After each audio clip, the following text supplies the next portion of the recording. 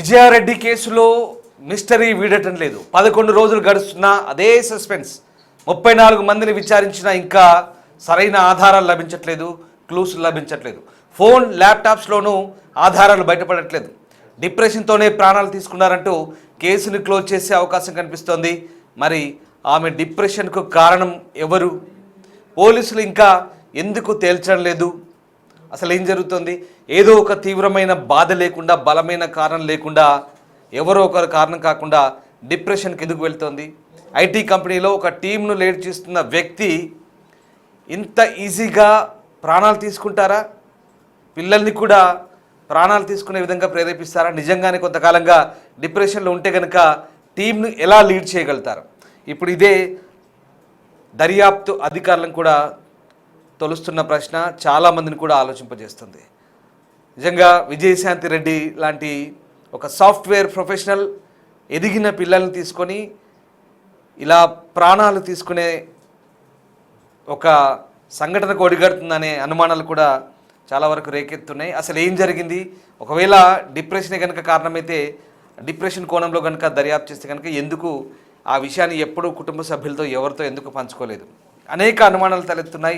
ఆమె call data, ఆమె WhatsApp, ఆమె బ్యాంకు లావాదేవీలు, ల్యాప్టాప్ ఇవన్నీ కూడా రిట్రైవ్ చేసే ప్రయత్నం చేశారు పోలీసులు. చాలామంది స్టేట్మెంట్ తీసుకున్నారు, చాలా రకాలుగా విచారించారు, కానీ ఇంకా పూర్తి అంశాలు బయటపడలేదు. అసలు విజయశాంతి రెడ్డి కేసులో ఏం జరుగుతోంది? దర్యాప్తు అధికారులు ఏమంటున్నారు? మా ప్రతినిధి సుజాత రెడ్డి జాయిన్ అవుతున్నారు. గత కొద్ది రోజులుగా విజయశాంతి రెడ్డి ఇష్యూకి సంబంధించి ఫాలోఅప్ చేస్తున్నారు, దర్యాప్తు అధికారులతో మాట్లాడుతున్నారు, ఆమె బంధువులతో మాట్లాడుతున్నారు, పూర్తి సమాచారాన్ని సేకరించే ప్రయత్నం చేస్తున్నారు. బిగ్ టీవీ నుంచి మా ప్రతినిధి సుజాత రెడ్డి జాయిన్ అవుతున్నారు. సుజాత రెడ్డి, ఇప్పుడు ప్రస్తుతం ఈ కేసుకు సంబంధించి దర్యాప్తు అధికారులు ఏమంటున్నారు? అసలు డిప్రెషన్ యాంగిల్లో తీస్తున్నారు కదా, సో నిజంగా డిప్రెషన్లోకి వెళ్ళి డిప్రెషన్ లోనై బలవన్మరణానికి పాల్పడేంత బలమైన కారణం ఏమై ఉంటుంది అనుకుంటే మీ అబ్జర్వేషన్లో ఏం తేలుతోంది? వాస్తవానికి కేసుకు సంబంధించి కూడా ఇంకా ఒక మిస్టరీ కొనసాగుతుంది. మిస్టరీ వీడే అవకాశం ఉందా? రామ్దాస్, మీరు చెప్పినట్లు విజయారెడ్డి ఇద్దరు పిల్లలతో కలిసి సూసైడ్ చేసుకున్నటువంటి ఘటన 2 తెలుగు రాష్ట్రాల్లో సంచలనం సృష్టించింది. చనిపోయి విజయారెడ్డి 11 రోజులు గడుస్తున్నా కూడా అసలు విజయారెడ్డి తన ఇద్దరు పిల్లలతో ఎందుకు చనిపోయింది అన్న విషయాలైతే ఇప్పటి వరకు బయటికి రాలేదు. అటు పోలీసు అధికారులు అంటే జీఆర్పీ పోలీసులు మొదటి నుంచి ఈ కేసుని ఫాలోఅప్ చేస్తున్నారు, దర్యాప్తు చేస్తున్నామని చెప్తున్నారు. దాదాపు 34 మంది స్టేట్మెంట్ని రికార్డ్ చేశారు.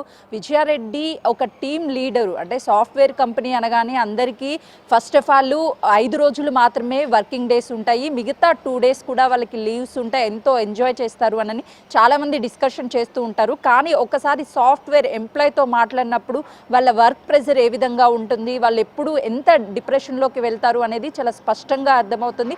అలాంటిది విజయారెడ్డి ఒక టీంని లీడ్ చేస్తుంది అని అంటే 8 గంటలు తన డ్యూటీ చేస్తున్నప్పటికీ మిగతా అవర్స్ అంతా కూడా ఆ టీంని, ఎందుకంటే సాఫ్ట్వేర్ ఉద్యోగం అంటేనే 8 గంటలు, ఉదయం ఒక షిఫ్ట్ ఉంటే ఆఫ్టర్నూన్ ఒక షిఫ్ట్ ఉంటుంది, నైట్ షిఫ్ట్ ఉంటుంది. ఈ షిఫ్ట్లో ఉన్నటువంటి వాళ్ళందరినీ కూడా ఒక టీమ్ లీడర్గా తనే లీడ్ చేయాలి. కాబట్టి కంపెనీ నుంచి ఎన్నో వర్క్ ప్రెజర్స్ అనేవి ఉండొచ్చు, అదేవిధంగా ఎంప్లాయీస్ నుంచి కూడా తనకి ప్రెజర్స్ ఉండొచ్చు. ఒకవైపు ప్రెజర్తో పాటు మానసికంగా పిల్లలు ఇప్పుడిప్పుడే కాలేజెస్లో జాయిన్ చేసి కాలేజ్ ఫీజెస్ కట్టాలి, దాంతోపాటు ఆడపిల్ల ఉంది కాబట్టి తన ఫ్యూచర్ గురించి ఆలోచనలు ఉంటాయి. విజయారెడ్డి భర్త దుబాయ్లో ఉంటాడు, విజయారెడ్డి మాత్రం తన తల్లితో ఉంటుంది. కొంతమేరకు ఆ తల్లి ఆరోగ్య పరిస్థితి కూడా బాగోలేకపోవడము, వాళ్ళ భర్త అక్కడ ఉండడము, ఆఫీస్ వర్క్ ప్రెజర్స్ కావచ్చు, అదేవిధంగా పిల్లల చదువులు, భవిష్యత్తులో వాళ్ళ ఫ్యూచర్ ఏంటి, ఇవన్నీ కూడా ఒక్కసారిగా ఒక మహిళ అయ్యుండి వీటన్నిటిని ఆలోచించి కొంతమేరకు డిప్రెషన్లోకి వెళ్ళే అవకాశం అయితే ఉంది. దాంతోపాటు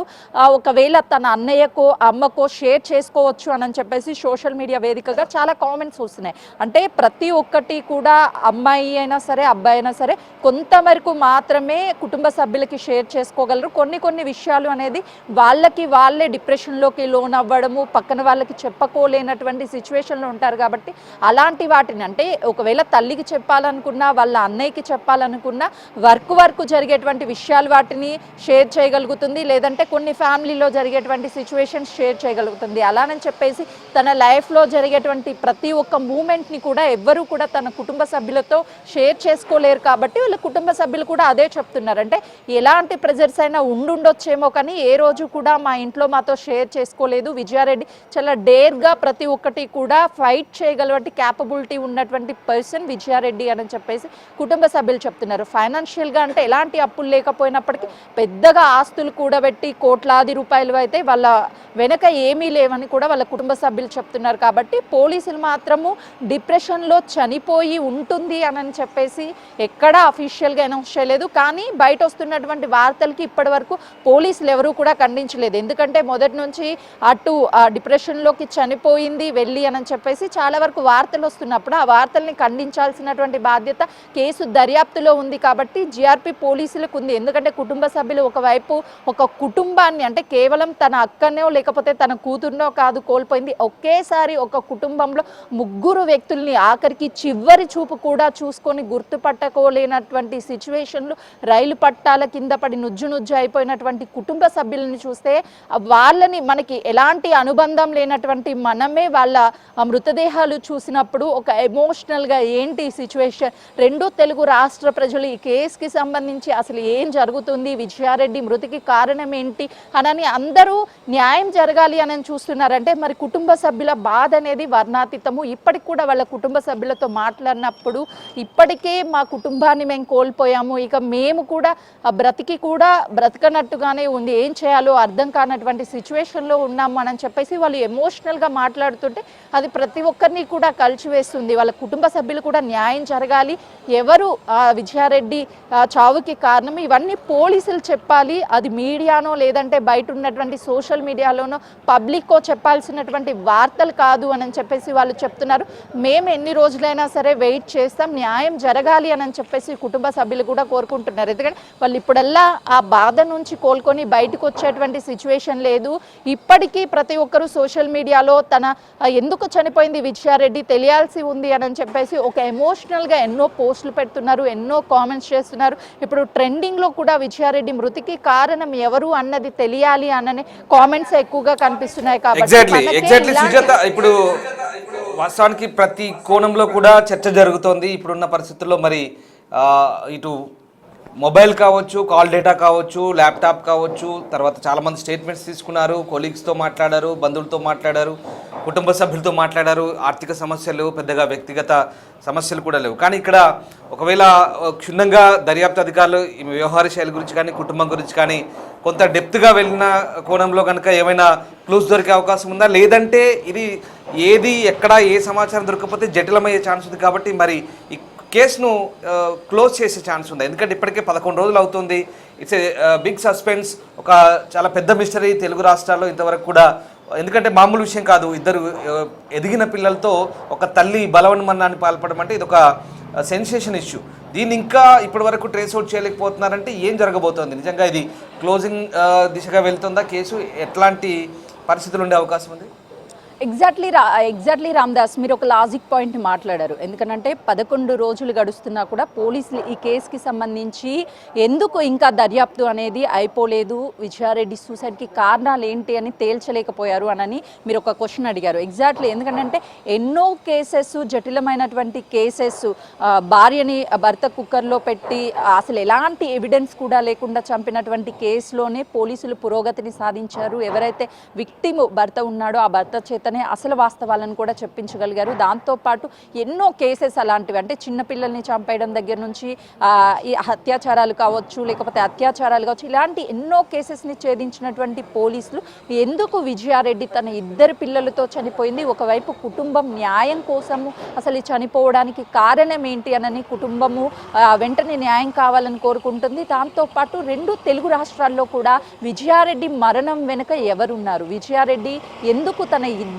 పిల్లలతో కలిసి సూసైడ్ చేసుకుంది, ఆ 2 పిల్లలు మైనర్స్ కాదు, లేదంటే ఏమీ సమాజం పట్ల అవగాహన లేనటువంటి వాళ్ళు కాదు, వాళ్ళిద్దరు పిల్లలు చాలా తెలివైన వాళ్ళు. వాళ్ళు ఎందుకు విజయారెడ్డి సూసైడ్ చేసుకుంటూ పిల్లల్ని చంపేయాలనుకున్నప్పుడు పిల్లలు ఎందుకు ఆ తల్లికి అబ్జెక్షన్ చెయ్యలేదు అన్నది కూడా ఎవరికి అర్థం కానటువంటి పెద్ద చిక్కు చిక్కుముడిగానే మారిందని చెప్పుకోవచ్చు. పోలీసులు ఎందుకు ఈ కేసుకి సంబంధించి నిజంగానే డిప్రెషన్కి వెళ్ళిపోతే దానికి కారణం ఆఫీస్లో వల్ల, లేకపోతే వర్క్ ప్రెజరా, లేదంటే బయట ఉన్నటువంటి చుట్టుపక్కల నుంచి ఎవరికైనా తనకి కాల్ వచ్చిందా, ఎవ్వరు చనిపోయినా, ఒకవేళ ఫైనాన్షియల్గా చనిపోయినా, లేదు అని అంటే ఎవరైనా బెదిరింపులకి గురి చేసి చనిపోయినా, ఎలాంటి విషయాలకైనా సరే కామన్ పాయింట్ ఏంటంటే డిప్రెషన్. కానీ డిప్రెషన్కి చనిపోయింది అని చెప్పినప్పటికీ డిప్రెషన్కి కారణాలు ఏంటి, డిప్రెషన్కి కారణం ఎవరు, ఆ ముగ్గురి ఆత్మలకి శాంతి చేకూరాలి అంటే ఖచ్చితంగా ఈ కేసుకి సంబంధించి పోలీసులు ఒక లీడ్ని తీసుకొని వాళ్ళకి న్యాయం జరిగే విధంగా వాళ్ళని ఎవరు డిప్రెషన్కి గురి చేశారు అని చెప్పేసి వాళ్ళని శిక్షిస్తేనే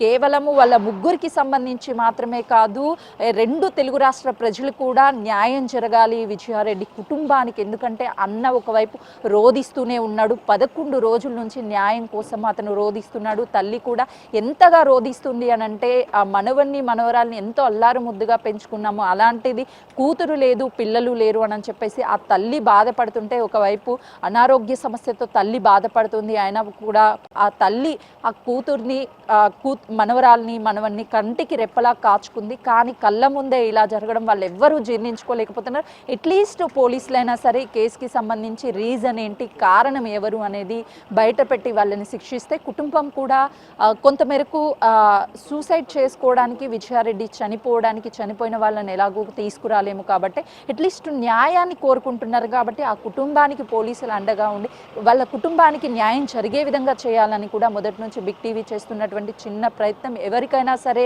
ఇలాంటి ఘటనలు జరిగినప్పుడు అండగా పోలీసులు కానీ, లేకపోతే న్యాయం కోసం వాళ్ళు పోరాటం చేస్తూ ఉంటారు. కాబట్టి ఆ టైంలో పోలీసులు ఖచ్చితంగా కూడా ఇన్ఫర్మేషన్ గ్యాదర్ చేసి ఈ కేసుకు సంబంధించి అంటే పోలీసులు నిన్న మొన్నే అనుకున్నాను చాలామంది ప్రెస్ మీట్ పెట్టి ఏదో క్లారిటీ ఇస్తారని, బట్ ఇంకా అది ఈ విషయం తేలట్లేదు. కాబట్టి బహుశా పోలీసులు ఏదో క్లారిటీ ఇచ్చే ఛాన్స్ ఉందా ఇవాళ రేపు కానీ? ఎందుకంటే మీరు అంటున్నట్టు మనం చెప్పుకుంటున్నట్టు నెటిజన్లు పెద్ద చర్చ తీస్తున్నారు దీన్ని. అఫ్కోర్స్ ఒక ఇష్యూ జరిగినప్పుడు ఒక సాఫ్ట్వేర్ టెకీ ఎంప్లాయీ కాబట్టి చాలామంది చాలా యాక్టివ్గా ఆ చర్చలో పాల్గొంటుంటారు, కారణాలు విశ్లేషిస్తుంటారు.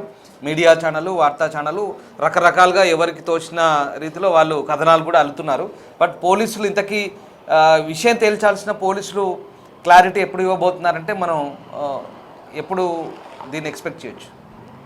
రామ్దాస్, 2 రోజుల క్రితం వరకు ఫోరెన్సిక్ రిపోర్ట్ మీద ఆధారపడి ఉంది ఈ కేసు. ఎప్పుడైతే ఫోరెన్సిక్ రిపోర్ట్ బయటికి వస్తుందో ఆ తర్వాత విజయారెడ్డి ల్యాప్టాప్ కావచ్చు, మొబైల్, ఇందులో వాడినటువంటి ఏవైతే ట్రాన్సాక్షన్స్, చాటింగ్ కావచ్చు, కాల్స్, ఇవన్నీ కూడా వీటి ఆధారంగా ఈ కేసుకి కొంతమేరకు ఏం జరిగింది అనేది ఎవిడెన్స్గా మారే అవకాశం ఉంది అనుకున్నాము. కానీ పోలీసులు కొంతమేరకు మాట్లాడినప్పుడు ఇంకా ఫోరెన్సిక్ రిపోర్ట్ రాలేదు అని చెప్పారు. ఒకవేళ ఫోరెన్సిక్ రిపోర్ట్ వచ్చి ఉంటే అందులో విజయారెడ్డి మృతికి ఏమైనా కారణాలు ఉన్నాయా లేవా అనేది మీరు చెప్పారు ఇంతకుముందు. అనేక ఊహాగానాలు వస్తున్నాయి. కొంతమంది తన పెంపుడు కుక్క కారణము చనిపోయింది అని చెప్పారు, దాన్ని కుటుంబ సభ్యులు ఖండించారు. ఆ తర్వాత ఫైనాన్షియల్ ప్రాబ్లం అన్నారు, దాన్ని కుటుంబ సభ్యులు ఖండించారు. ఇంట్లో గొడవలు అన్నారు, కుటుంబ సభ్యులు ఖండించారు. ఎందుకంటే విజయారెడ్డి లేదు కాబట్టి తన విషయంలో ఏం జరిగింది అని చెప్పాల్సినది ఒకటి పోలీసులు, లేదు అని అంటే కుటుంబ సభ్యుల నుంచి చాలా క్లారిటీగా ఇంట్లో ఎలాంటి గొడవలు లేవు, ఎక్కడ